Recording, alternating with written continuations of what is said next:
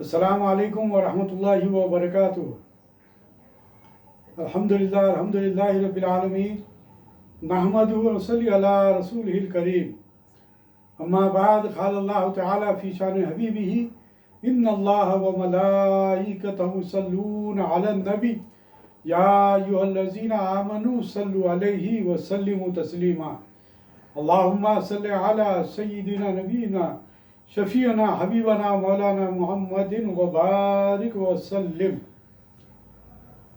الحمدللہ ثم الحمدللہ، اللہ تبارک و تعالیٰ کے فضل و کرم سے آج ہمارا یہ روزانہ کا 137واں درس ہے، اور آج ہم سورہ بقرہ کی 216ویں آیت یعنی 216 کی تلاوت کا شرف حاصل کریں گے اور اس کا ترجمہ اور تفسیر بیان کریں گے۔ سماعت فرمائیے اور دعا فرمائیے کہ اللہ تبارک و تعالیٰ خیر کا معاملہ کرے۔ رب اشرح لی صدری ویسر لی امری واحلل عقدۃ من لسانی یفقہوا قولی۔ فاعوذ باللہ من الشیطان الرجیم، بسم اللہ الرحمن الرحیم۔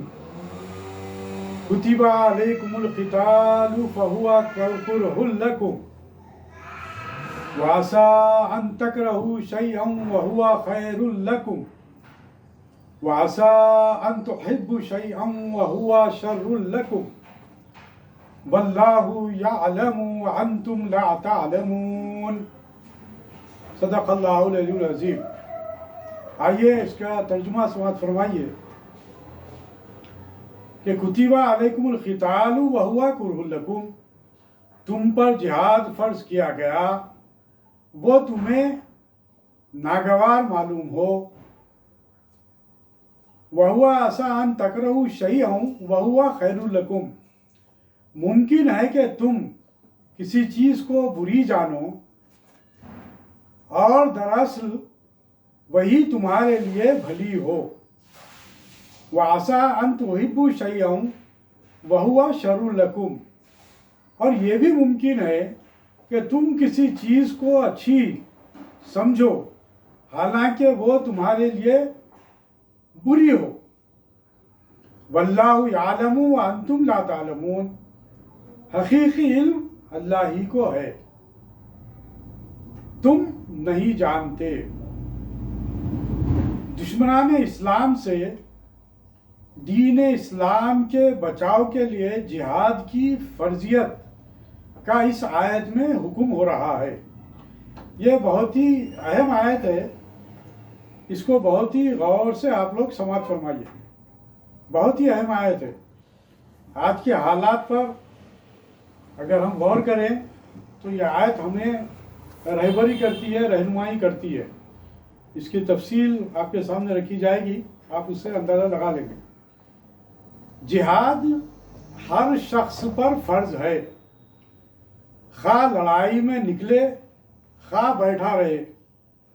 بیٹھے رہنے والوں پر یہ فریضہ ہے کہ جب ان سے مدد طلب کی جائے وہ امداد کریں، جب ان سے فریاد کی جائے یہ فریاد رسی کریں، جب انہیں میدان میں بلایا جائے یہ نکل کھڑے ہوں۔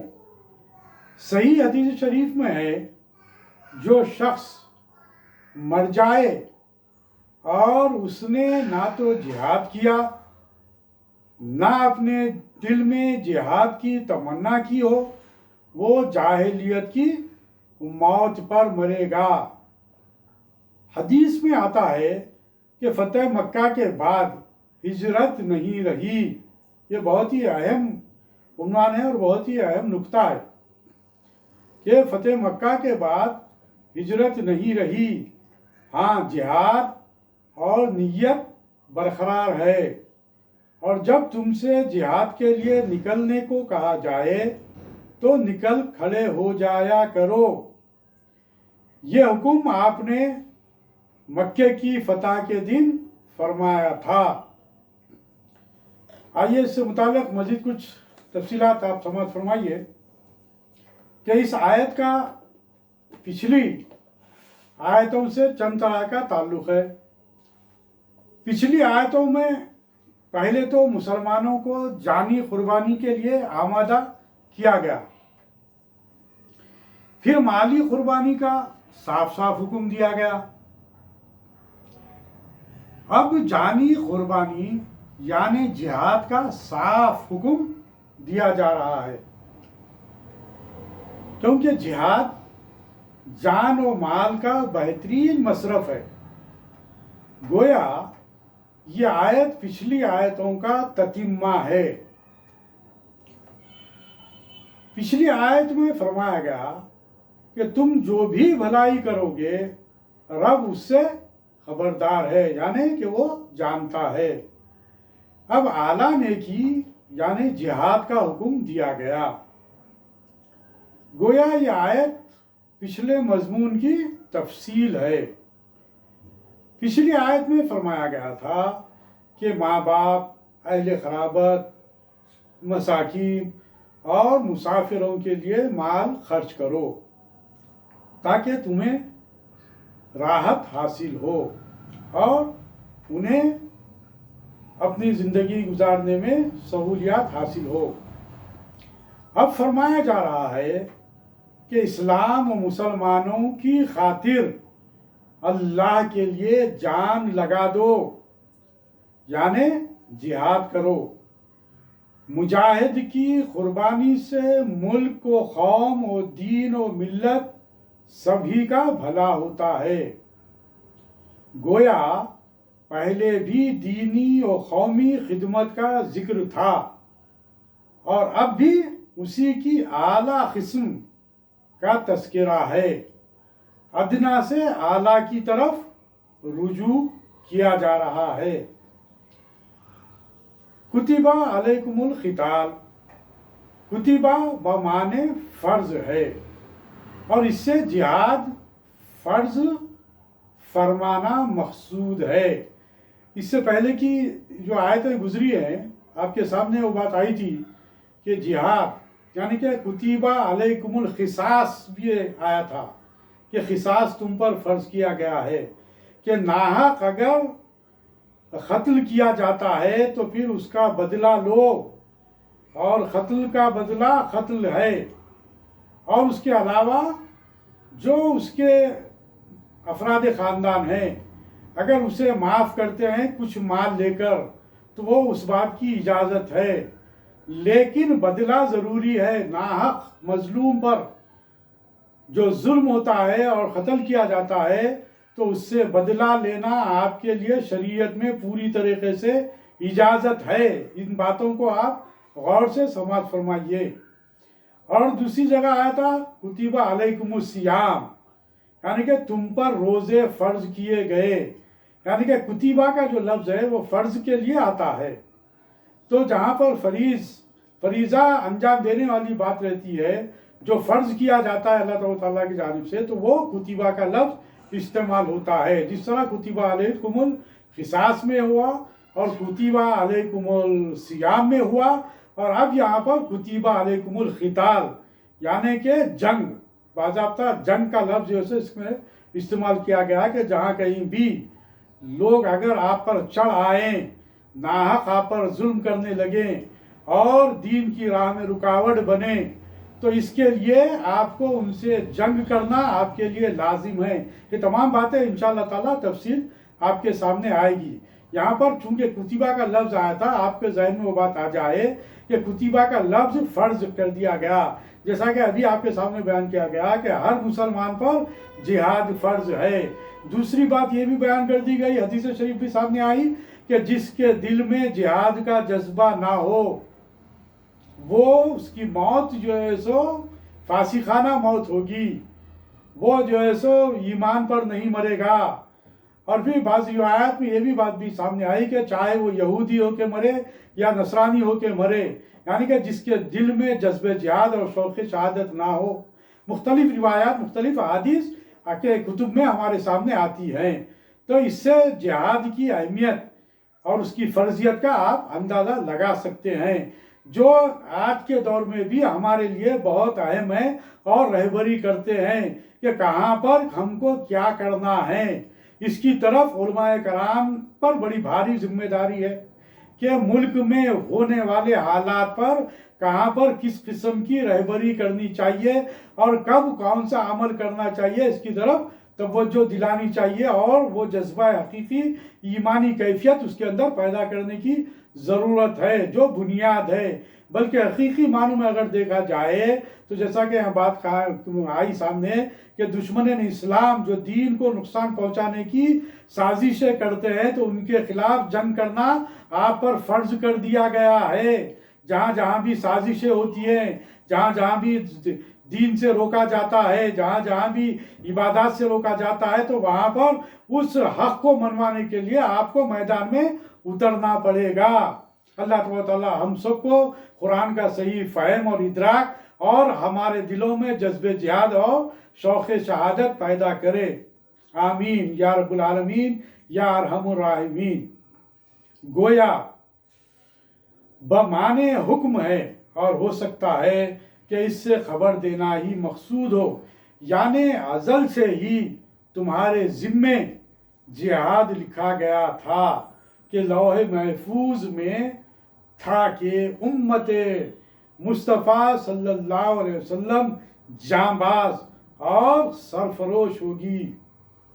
یا پچھلی آسمانی کتب توریت و انجیل وغیرہ میں تمہارے اوصاف و حالات میں لکھا گیا تھا کہ امت مصطفی صلی اللہ علیہ وسلم امت مصطفی مجاہد ہوگی، ان پر جہاد فرض ہوگا، لہٰذا یہ فرضیت جہاد تمہاری حقانیت کی دلیل ہے، یعنی کہ ایمان کی دلیل ہے۔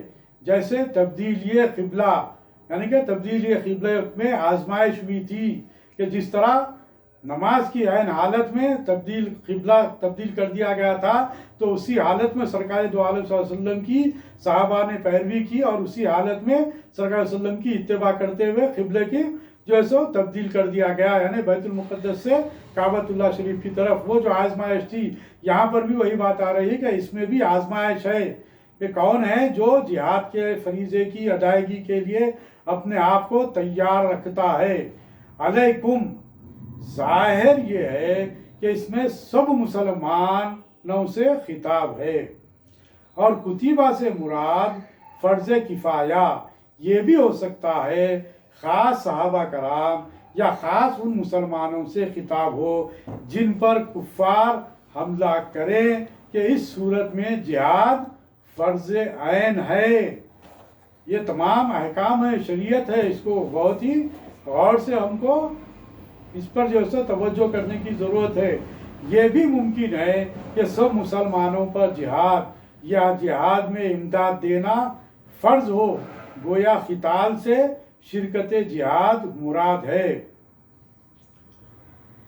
مگر حق یہ ہے کہ اسلام میں تا روز قیامت جہاد فرض ہے، مگر اس فرضیت کے ظہور کے لیے کچھ شرائط ہیں، جیسے نماز و روزہ و زکوٰۃ مسلمانوں پر فرض ہے، مگر اس کے ظہور کے لیے کچھ شرائط ہیں کہ فقیر پر فرضیت زکوٰۃ کا ظہور نہیں ہے۔ اسی طریقے سے اور راستہ اگر پرخطر ہونے کی صورت میں فرضیت حج کا ظہور نہیں ہے، یعنی کہ وہ جو شرائط ہے فرض کے لیے اگر وہ مکمل نہیں ہوتے ہیں تو وہ مسلمان پر سے ساقط ہو جاتا ہے، وہ فرض باقی نہیں رہتا۔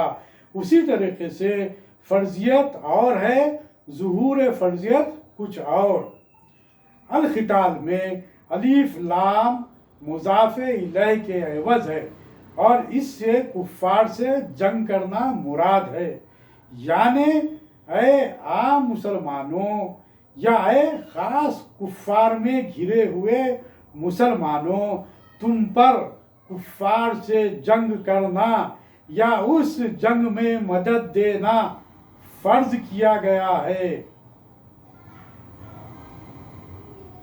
مسلمانوں کا کفار سے لڑنا تاکہ اسلام کو فروغ ہو جنگ رحمانی ہے، یعنی کہ دین کے غلبے کے لیے، دین کو تمام ادیان پر غالب کرنا، جیسا کہ قرآن مجید میں اللہ تبارک و تعالیٰ نے حکم دیا کیا هو الذی ارسل رسولہ بالہدی ودین الحق لیظہرہ علی الدین کلہ وکفی باللہ شہیدا، یعنی کہ اگر آپ کے پاس طاقت ہے، آپ کے پاس قوت ہے، تو وہ آپ کو اپنی طاقت اور قوت کا استعمال کرتے ہوئے دین کو دوسروں تک پہنچانا اور دین کو غالب کرنے کے لیے میدان عمل میں اترنا، اور پھر جب آپ میدان عمل میں اتریں گے تو باطل پرست قوتیں جب آپ پر چڑھ آئیں گی، جب وہ رکاوٹ بنیں گی تو آپ ان سے جنگ کرنا، یہ جنگ کو کہا گیا کہ جنگ رحمانی ہے، یہ جنگ رحمانی ہے۔ اللہ تعالیٰ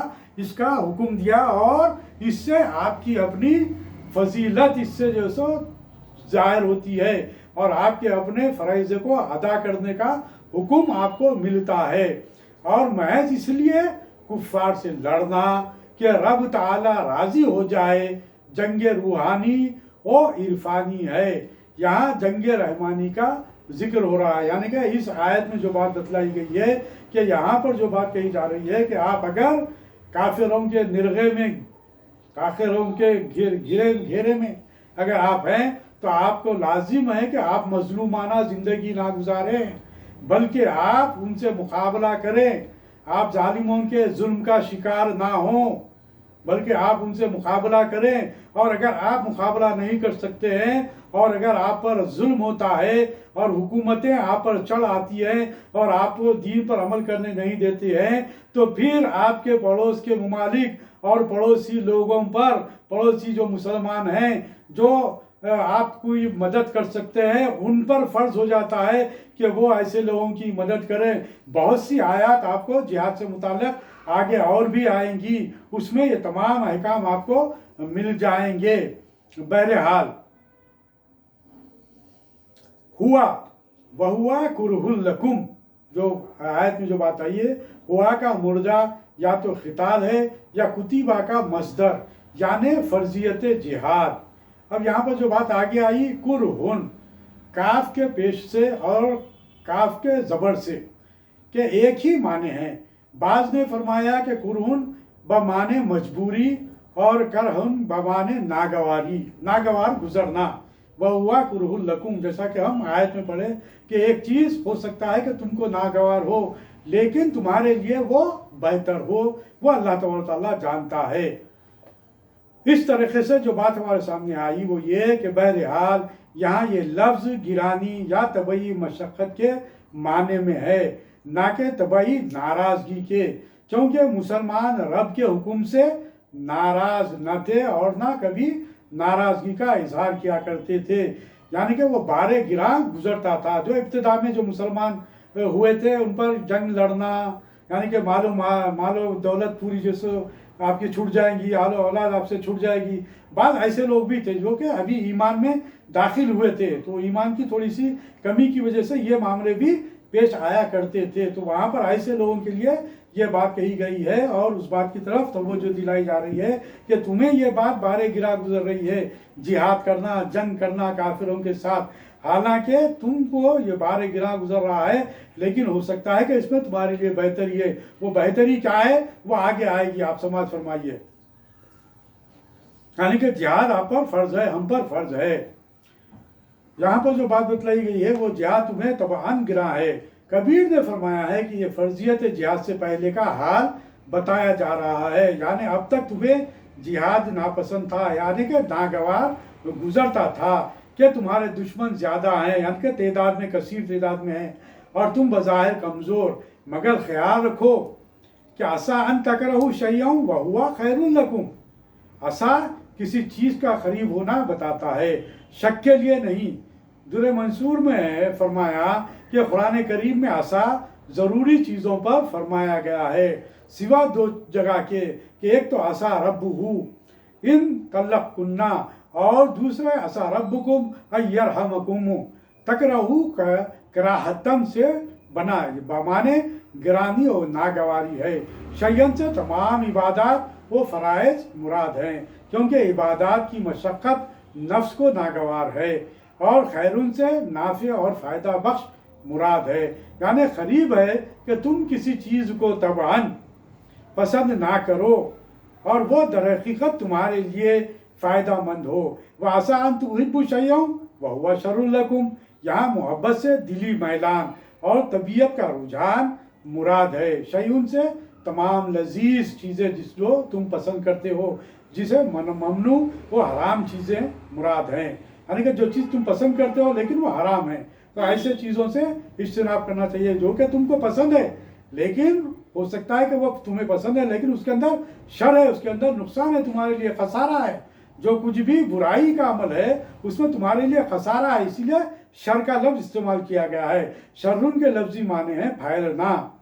آگ کے شعلوں کو شرر کہتے ہیں کہ وہ بھی پھیلتے ہیں.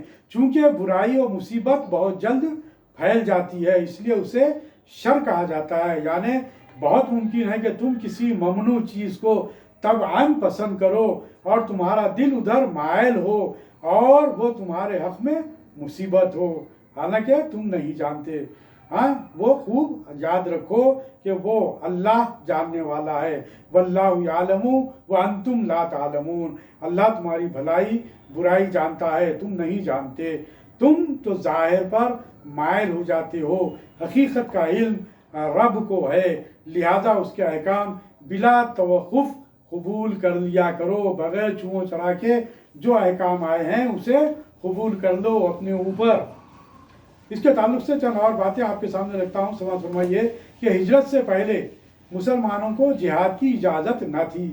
بعد ہجرت جب کتابی و غیر کتابی کفار نے بہت پریشان کیا اور مسلمانوں کی زندگی دوبھر ہو گئی، تب انہیں بدلہ لینے کی اجازت دی گئی کہ جو تم پر ظلم کرے اور لڑے تم بھی اس سے بدلہ لو.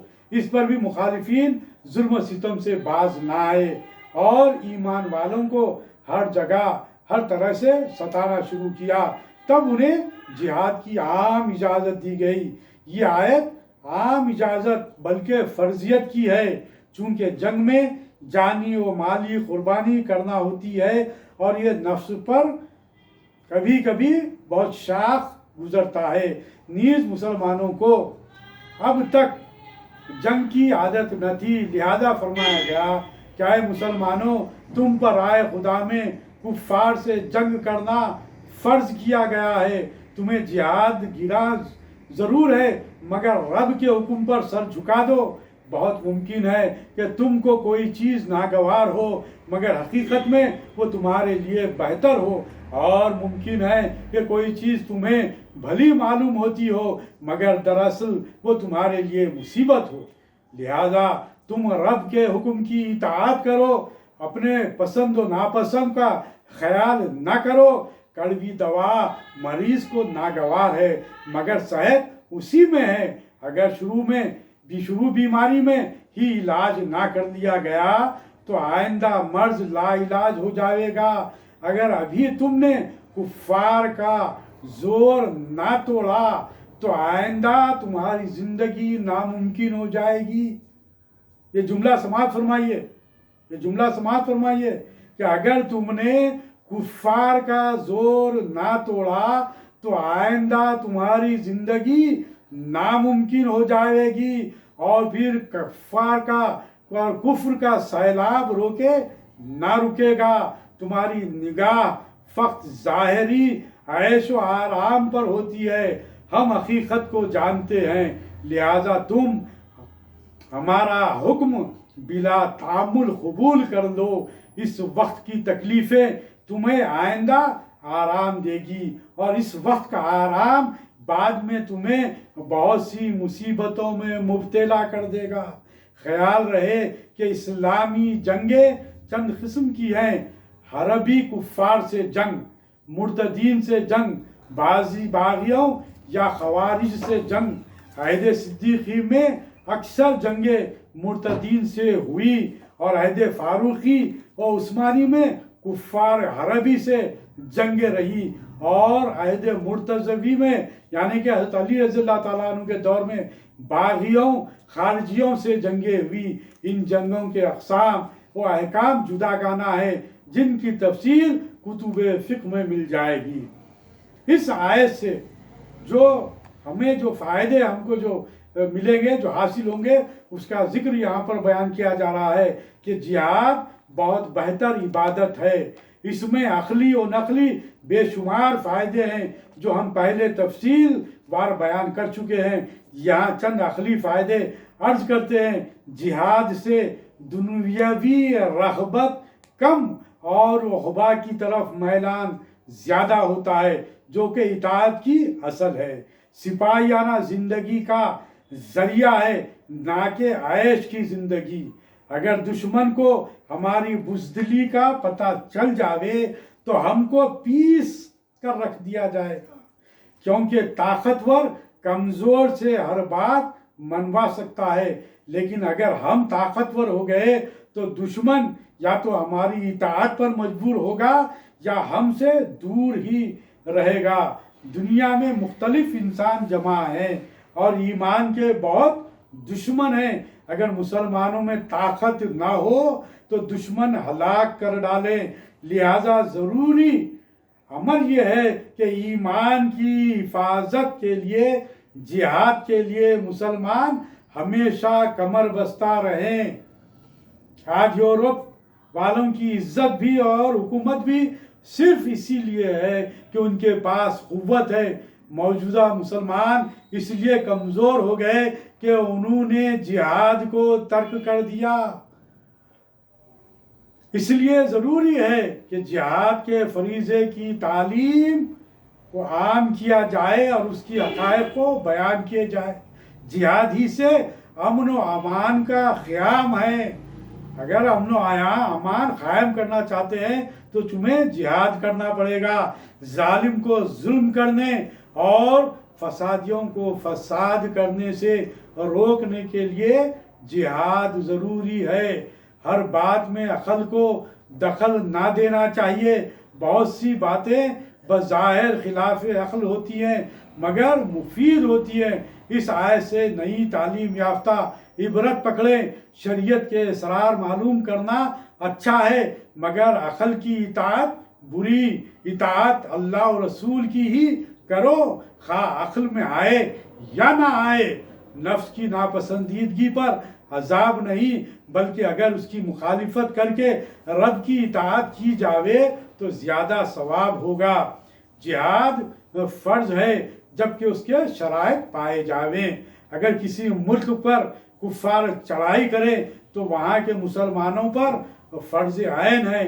اگر وہ مقابلے سے عاجز ہوں تو ان سے قریبی مسلمانوں پر فرض ہے، ورنہ فرض کفایہ کہ اگر کسی نے نہ کیا۔ یہ بات بھی پیش نظر رکھیے کہ جہاد کا عمل ہمیشہ دنیا میں ضروری ہے۔ اگر کسی نے نہ کیا تو سب گنہگار اور بعض نے کر لیا تو سب بری، جیسے کہ نماز جنازہ یا جواب سلام کا جواب۔ ایک محفل میں بیٹھے ہوئے ایک شخص آیا، سلام کرا، اس میں سے کوئی ایک بھی جواب دے دے تو کافی ہے۔ تو یہ سلام کا جواب دے دینا کسی کی طرف سے، وہ بھی سبھی کی طرف سے ہوتا ہے۔ مجاہد کی مدد کرنا بھی فرض کفایہ ہے اگر اس کو ضرورت ہو تو۔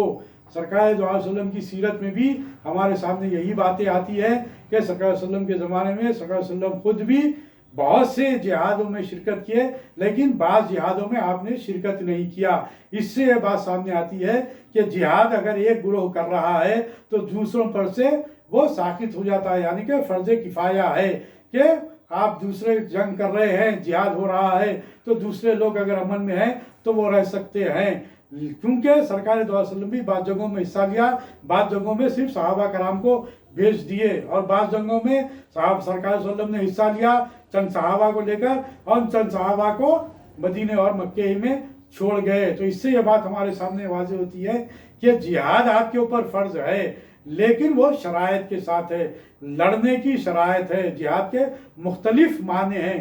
جہاد کا مطلب صرف جنگ و جدال ہی نہیں، قتل و غارت ہی قتل کرنا ہی نہیں، بلکہ ہمارے پاس کا جو جہاد ہے، اسلامی جو جہاد ہے، وہ تو ساری دنیا کے لیے نذیر ہے کہ سرکار دو عالم صلی اللہ علیہ وسلم جہاد پر جب گروہ کو بھیجتے تو کہتے تھے کہ یہ کسی معصوم پر ہاتھ نہ اٹھائیں، کسی بچے پر ہاتھ نہ اٹھائیں، کسی عورت پر ہاتھ نہ اٹھائیں، کھیت کھلیان کو تباہ و برباد نہ کر دے، حتیٰ یہ کہ کافر جو تم پر تلوار لے کر آئے اور اگر وہ سرنڈر ہو جائے، تمہارے سامنے تلوار رکھ دے تو اسے بھی تم قتل نہ کرو۔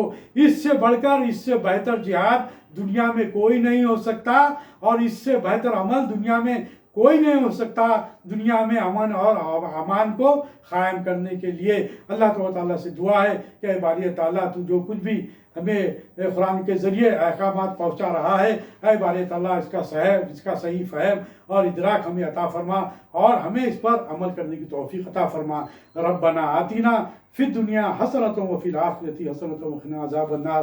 ربنا لا تزغ قلوبنا بعد إذ هديتنا وهب لنا من لدنك رحمة إنك أنت الوهاب۔ سبحانك اللهم وبحمدك أشهد أن لا إله إلا أنت نستغفرك ونتوب إليك بفضل سبحان ربك رب العزة عما يصفون وسلام على المرسلين والحمد لله رب العالمين۔